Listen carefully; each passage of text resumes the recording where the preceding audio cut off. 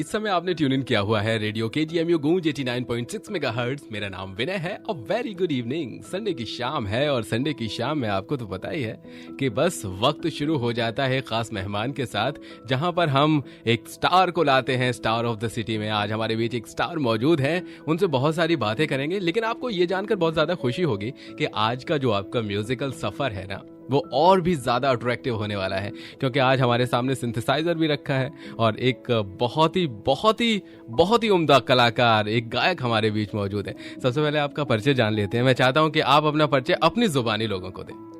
बहुत बहुत धन्यवाद। नमस्कार, मैं सत्येंद्र आर्या लखनऊ से, और मैं आज मेरा ये सौभाग्य है कि मैं रेडियो केजीएमयू गूंज में आज मुझे आने का अवसर मिला है। हाँ। और मैं बहुत बहुत आप लोगों को धन्यवाद करता हूँ।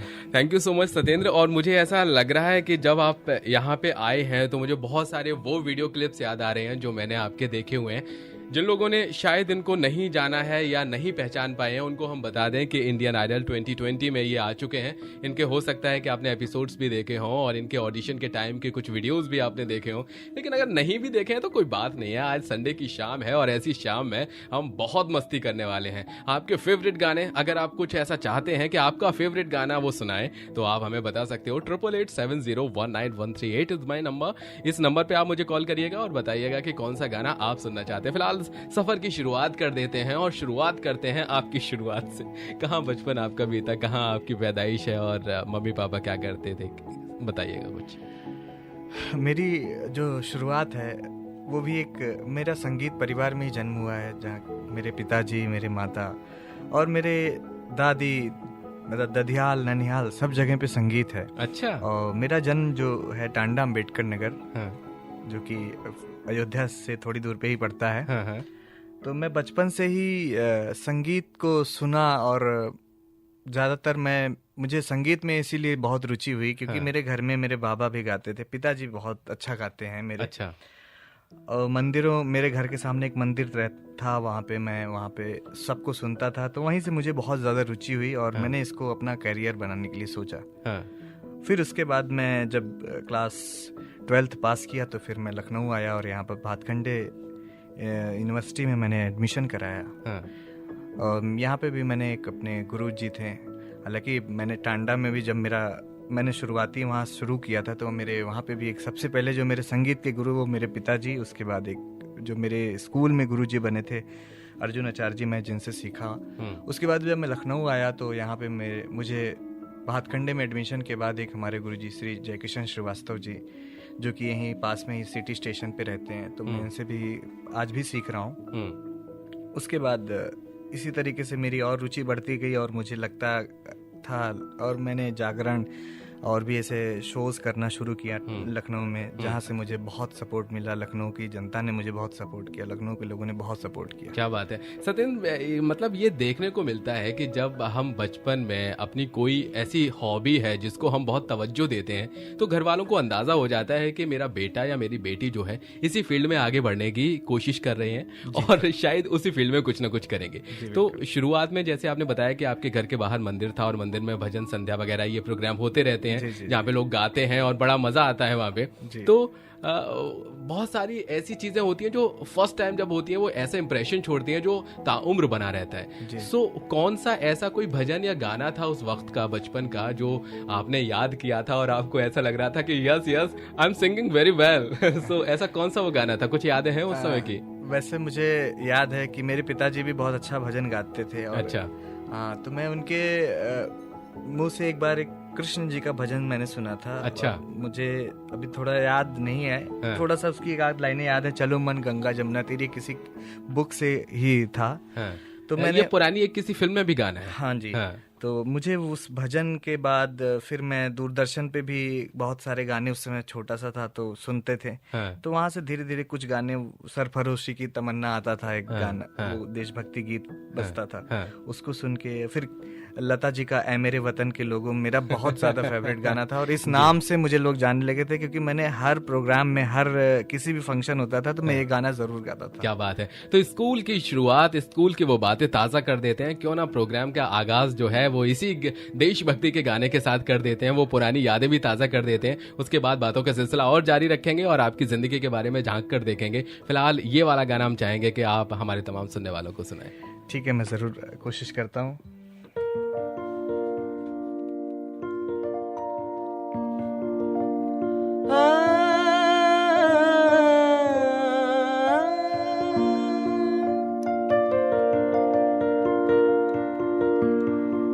पर मत भूलो सीमा पर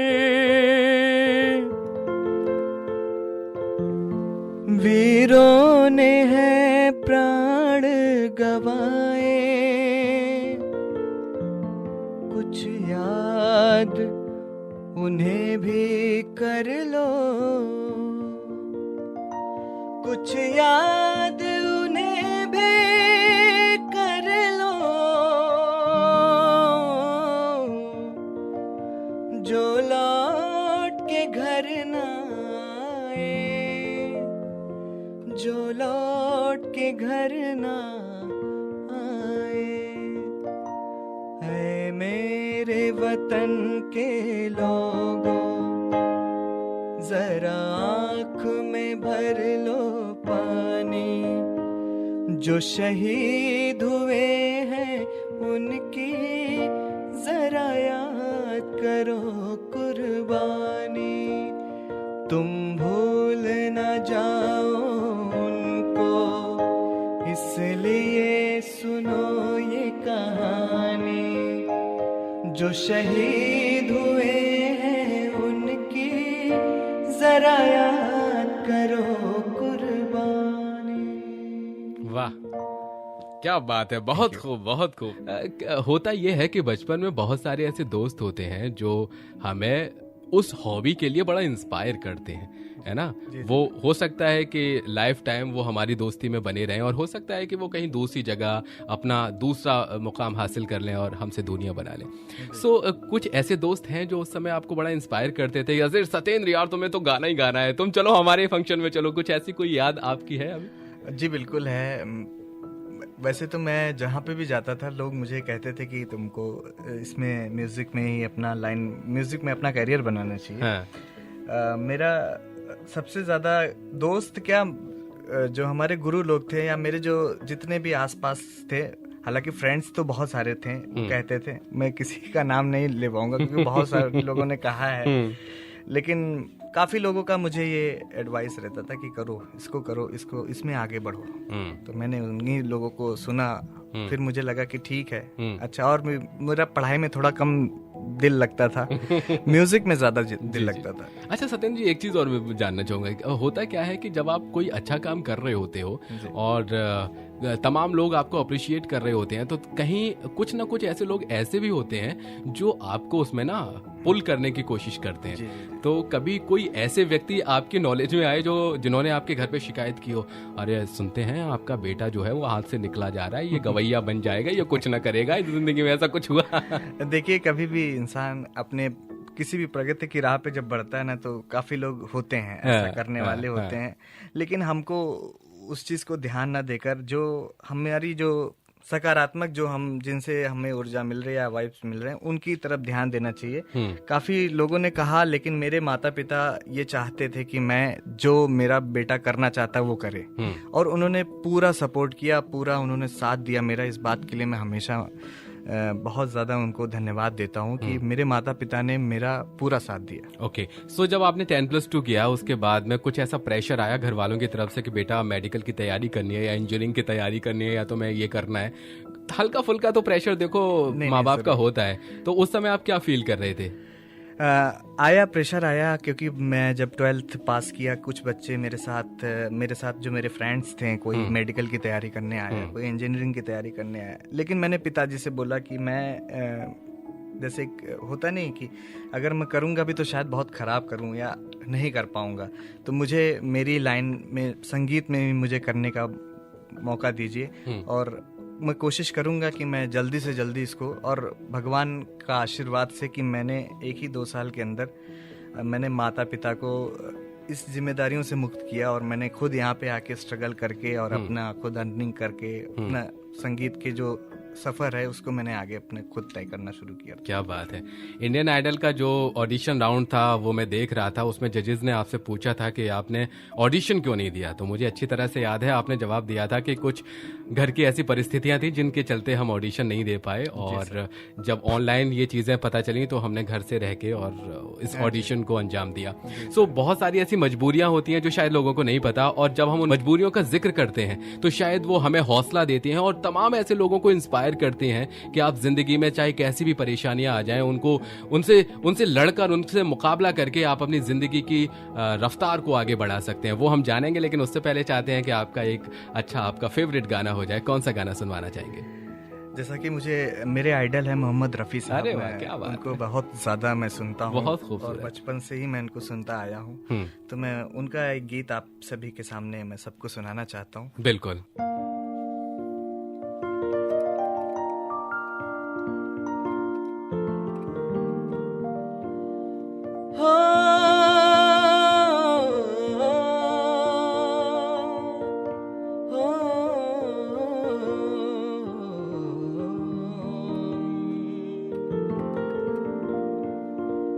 जाने वालों जरा, वाह क्या बात है, मुड़ के देखो मुझे, एक इंसान हूँ मैं तुम्हारी तरह, जिसने सब को रचा अपने ही रूप से, उसकी पहचान हूँ मैं तुम्हारी तरह, जाने वालों जरा।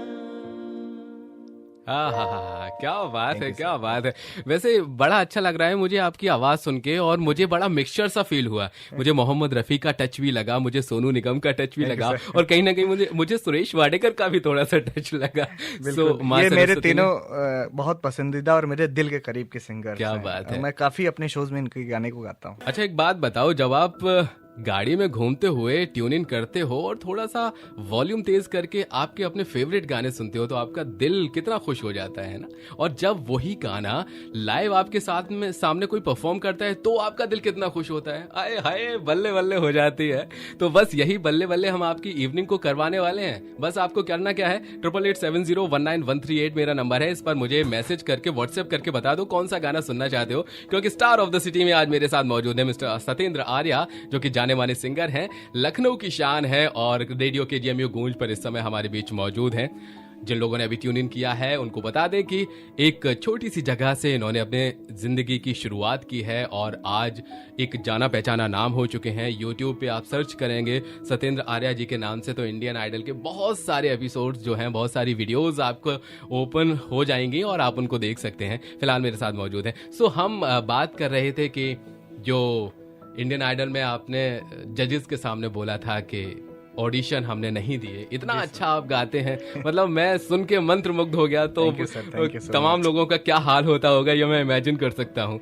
सो इतना अच्छा गाने के बाद और जब एक आपका फोकस था कि हम सिंगिंग में ही अपना करियर बनाएंगे और आपने ये ठान लिया था कि मुझे सिंगर बनना है, तो ऐसे कौन से वो हालात थे, वो कौन से सर्कमस्टेंसेस थे जिसके चलते आप कहीं ऑडिशन नहीं दे पाए और आपने बस लखनऊ आके एक स्कूल में एज अ टीचर अपनी करियर को बना लिया? देखिए, जैसा कि मैं घर में सबसे बड़ा हूँ, मेरी 2 छोटी बहनें हैं जी, और पिताजी का एक छोटा सा बहुत छोटा सा बिजनेस था कि वो दुकान पे ठेले पे मिठाई की दुकान लगाते थे, और जो है उन्होंने बहुत पूरी कोशिश की हम लोगों को, हम तीनों लोगों को पढ़ाने की, लेकिन बीच में उनको एक बीमारी हुई जिसकी वजह से वो थोड़ा सा क्या कहते हैं कि काम से दूर हो गए।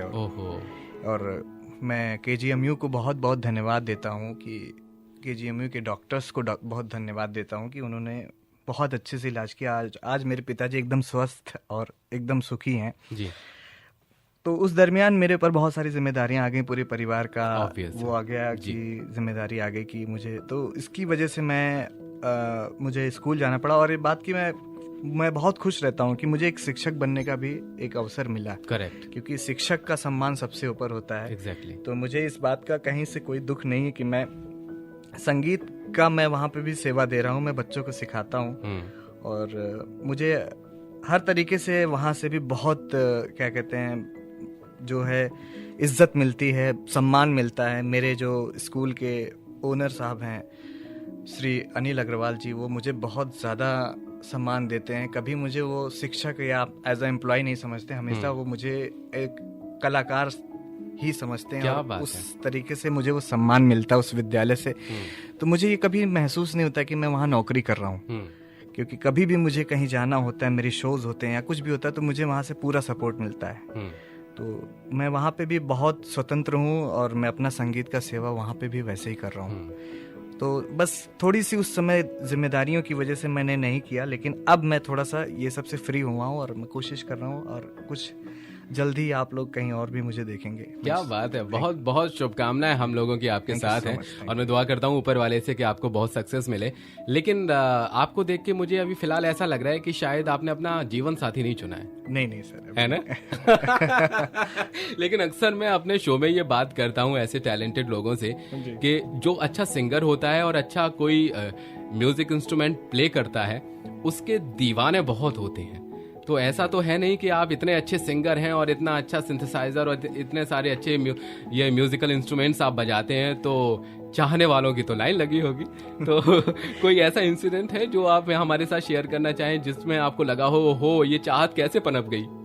सर ऐसा तो फिलहाल मेरे पास शर्माने की जरूरत नहीं, आप बता सकते हैं। मैं शर्मा नहीं रहा हूँ सर, बट ये है कि हैं काफी लोग पसंद करते हैं। क्योंकि ये ऐसी कला है, मुझे लगता है कि जिसके भी पास होती है उसको अलग सम्मान मिलता ही है। क्योंकि मैं अकेला नहीं हूँ इस दुनिया में, जितने भी सिंगर्स हैं उनकी आवाज़, उनकी प्रतिभा से लोग बहुत प्यार करते हैं। तो मेरे भी साथ ऐसा है कि काफ़ी लोग हैं और मैं उनको भी बहुत सम्मान देता हूँ। लेकिन फिलहाल अभी तक लाइफ में इतनी ज़्यादा उथल पुथल थी कि मुझे इस चीज़ का भी समय नहीं मिला। अभी तो मेरी सब कुछ तो संगीत है, हालांकि आगे भी मेरी संगीत रहेगी, लेकिन अभी तो फिलहाल मैंने पूरा टाइम संगीत को दिया और चीज़ों में मैंने ध्यान नहीं दिया। सत्येंद्र जी, आपकी इस बात से ना लाखों दिलों के ना चेहरे मुस्कुरा गए होंगे, क्योंकि उनको ये लग गया होगा कि अब सत्येंद्र जी के पास टाइम है और वो हमें थोड़ा सा स्पेस दे सकते हैं। तो अगर आपका कोई जीवन साथी बनने के लिए फिलहाल अगर तैयार है और वो इमेजिन कर रहा है कि सत्येंद्र जी को हम अपना लाइफ पार्टनर के तौर पर देखते हैं, और अगर आपने भी उसको पसंद कर लिया, तो पहला गाना उसकी नजर आप कौन सा करेंगे? सर मैं वो गाना आपको सुनाता हूँ जो मैंने इंडियन आइडल के स्टेज पे ऑडिशन में गाया था। अच्छा, तो वो किसी स्पेशल वन के लिए था? सर देखिए, गानों में क्या होता है ना, 90% फील होता है। हाँ। तो अगर आप किसी को सोच के या फील से नहीं गाएंगे तो गाना होगा ही नहीं। तो इसलिए किसी ना किसी को तो सोच के गाना पड़ता है, ठीक है ना? तो वो मैं आपके सामने कोशिश कर रहा हूँ। तो फिलहाल आप उसको सोचिए, और अगर आप सुनकर अपने किसी खास को फील कर रहे हैं तो अपनी कार के इस सिस्टम का वॉल्यूम अप कर दीजिएगा, क्योंकि मजा बहुत आने वाला है।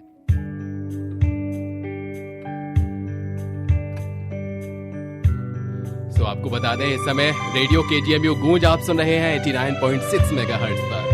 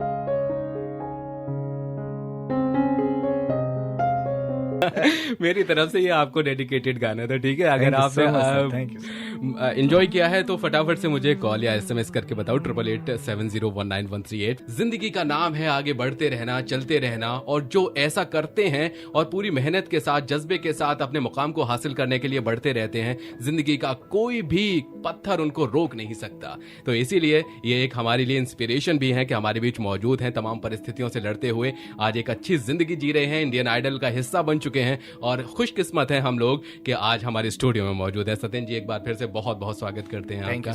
सो बहुत सारी लाइन लंबी हो गई है, मेरे पास देखो मैसेजेस आने शुरू हो गए हैं कि सत्येंद्र जी को हम डेट करना चाहते हैं।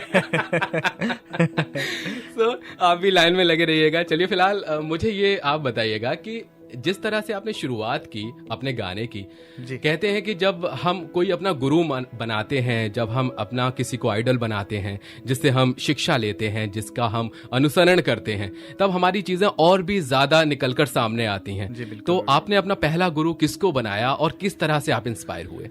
सबसे पहला गुरु तो मेरे पिताजी थे, क्योंकि मैंने उनको ही पहले देखा गाते हुए, वो गाते थे। तो बहुत मुझे लगता था कि वाकई में कितना सुकून होता है गायकी और गाने में, कि सारा टेंशन खत्म हो जाता है। क्योंकि हमारे पापा भी बहुत मेहनत करते थे, दिन भर मेहनत करके दुकान ले जाके लेके, फिर शाम को कहीं कीर्तन में वो बैठ के गा रहे हैं।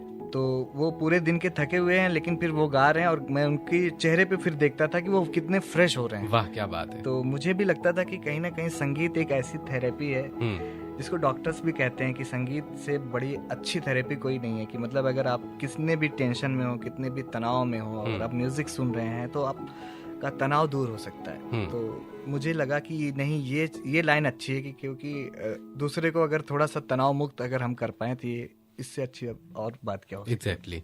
सो सत्येंद्र जी, आप कौन कौन से इंस्ट्रूमेंट्स प्ले करते हैं? किस पे आपने महारत हासिल की हुई है? मैं हारमोनियम, क्योंकि मैं गजल और भजन और क्लासिकल को मैं ज्यादा लेके चलता हूँ, इसलिए मैं हारमोनियम बचपन से बजा रहा हूँ। क्लास 2nd में था मैं, तब से हारमोनियम बजा के गा रहा हूँ।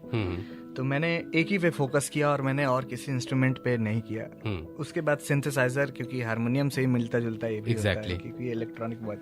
तो मैं फिर इस पे, क्योंकि इस पे कई सारी और चीजें सपोर्ट मिलता है, तो इसलिए मैं सिंथेसाइजर और हारमोनियम ही बजाता हूँ। ओके। जैसे आज की भागम भाग जिंदगी है, लोग अपने कामों में इतने ज्यादा बिजी हैं कि उनके पास वक्त नहीं है। हर कोई चाहता है कि वो थोड़ा म्यूजिक की तरफ आए, थोड़ा सुने, खुद भी कुछ प्रैक्टिस करे, लेकिन वक्त इजाजत इतना नहीं देता कि वो शायद अपनी चीजों को छोड़कर उसमें थोड़ा सा डिवोट कर पाए टाइम। सो मैं आपसे ये जानना चाहता हूँ कि आम लोगों की तरफ से, कि अगर कोई भी इंसान कोई इंस्ट्रूमेंट प्ले करना चाहता है, सीखना चाहता है, तो आपके हिसाब से उसको मिनिमम कितना समय देना चाहिए अपनी इस हॉबी को, जिससे कि वो अपनी लाइफ में इस तरह की चीजें भी ले पाए?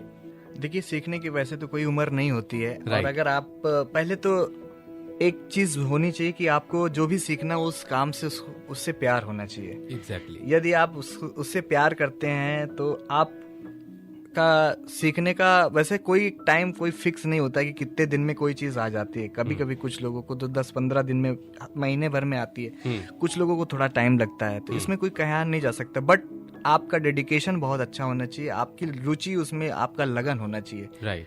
अगर आपका हॉबी भी है तो भी अगर आप ऐसे ही सीखना चाहते हैं तो उसमें भी आपको थोड़ा मेहनत करनी पड़ेगी, उसको टाइम देना पड़ेगा। ये नहीं कि हॉबी है चलिए ठीक है सीख लेंगे, तो ऐसे नहीं सीख पाएंगे। उसके लिए थोड़ा सा आपको रियाज करना पड़ेगा, प्रैक्टिस करनी पड़ेगी, और लगन के साथ बैठना पड़ेगा उसके साथ। ठीक है, आपने बहुत अच्छी अपने दिल की बात बोली है, और मुझे ऐसा लग रहा है एक तमाम चेहरे खिल उठे हैं कि भाई अब तो थोड़ा सा मौका भी मिलेगा तो हम भी कुछ बजाना सीखेंगे, गाना सीखेंगे। एक रिक्वेस्ट हमारे पास आई है, और ये रिक्वेस्ट है, इनका नाम है पंकज, ये महानगर से मुझे मैसेज कर रहे हैं, और ये कहते हैं कि सत्येंद्र जी, अगर आप मुझे गजल सुना पाएं जगजीत सिंह की तो बड़ी मेहरबानी होगी। शाम का समय है, बड़ा अच्छा सा मौसम हो रखा है, और मेरा मन गजल सुनने का कर रहा है, तो क्या कहना चाहेंगे आप? जरूर मैं उनको सुनाता हूँ।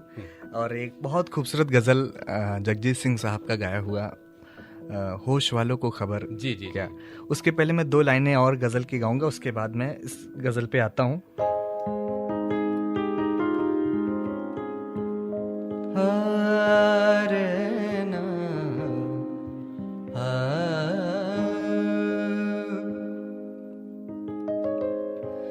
ना मिला कर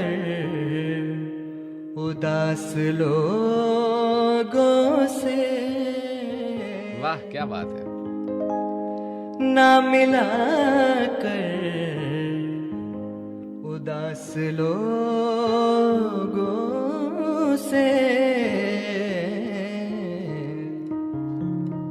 हुस्न तेरा बिखर न जाए कहीं, तू भी दिल से उतर न जाए कहीं, नियते शौक भर न जाए कहीं।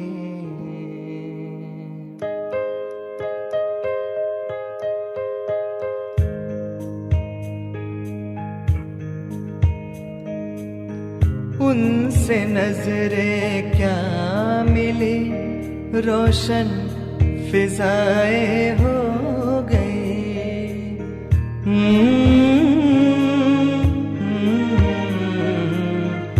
ला ला ला ला ला ला, उनसे नजरें क्या मिली, रोशन फिजाएं हो गई। आज जाना प्यार के, आज जाना प्यार के, जादूगरी क्या चीज है। इश्क कीजिए फिर समझिए, इश्क कीजिए फिर समझिए, जिंदगी क्या चीज है। होश वालों को खबर क्या, बेखुदी क्या चीज है।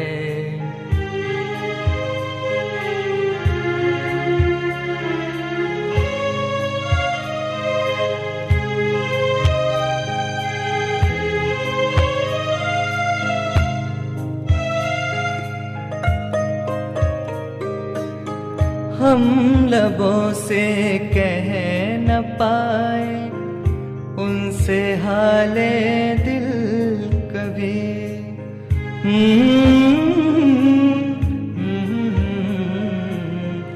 ला ला ला ला ला ला, हम लबों से कह न पाए उनसे हाले दिल कभी, और वो समझे नहीं ये खामोशी क्या चीज है। और वो समझे नहीं ये खामोशी क्या चीज है। होश वालों को खबर क्या, बेखुदी क्या चीज है। हो, खामोश रह के भी क्या कुछ कह जाती हैं ये जुबान। Thank you, बहुत मजा आ गया। फिलहाल बहुत सारी बात करने का तो मन कर रहा है, लेकिन समय हमें इजाजत नहीं देता। लेकिन चलते चलते मैं ये जरूर जानना चाहूंगा कि जो तमाम लोग इस वक्त हमें सुन रहे हैं, वो तमाम लोग जो सिंगिंग में अपना करियर बनाना चाहते हैं, जो कुछ इंस्ट्रूमेंट प्ले करके अपने आप का करियर वहां देखते हैं, सो ऐसे तमाम लोगों को आप क्या कहना चाहेंगे और आपका संदेश क्या होगा? बस मैं यही कहना चाहता हूँ कि संगीत एक बहुत बड़ी साधना है और एक इबादत है, एक पूजा है। जो इसको अगर इस तरीके से लेके चल सकता है या चलेगा, वो ज़रूर इसमें नाम कर सकता है, क्योंकि साधना और पूजा इबादत बहुत सच्चे दिल से होती है। तो मैं चाहता हूँ जो भी संगीत में अपना करियर बनाना चाहते हैं, इसको एक पूजा और इबादत की तरह लें, एक साधना की तरह लें, वो ज़रूर इसमें काम करेंगे, नाम करेंगे। ओके, मैं हर एक वक्त को भुनाना चाहता हूँ और चलते चलते भी एक गाना ज़रूर आपसे सुनना चाहूँगा। तो चलते चलते कौन सा गाना सुनाना चाहेंगे? मैं एक गाना आपको, जैसा कि अभी तो पुराने गाने हम गा रहे थे, एक नया गाना आपको सुना के जी मैं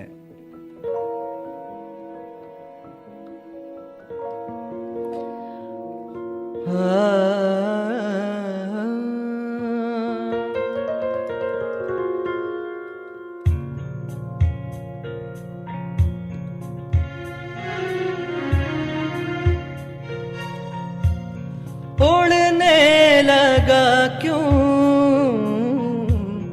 मन मन बाबरा रे आया कहाँ से ये हौसला रे, और पिया है, और पिया है, और पिया। ताना बाना बुनते हवा है, बुनते हवा। बूंदे भी तो आए नहीं बाज यहाँ है, साजिश में शामिल सारा जहां है, हर जर्रे जर्रे की ये इल्तिजा है, और पिया है, और पिया है, और पिया।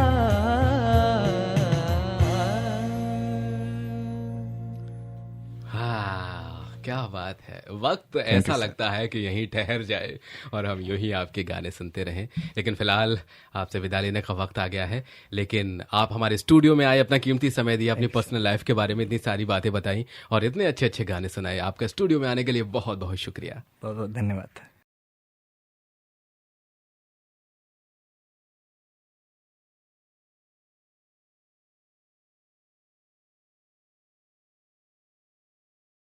अत्यंत हर्ष और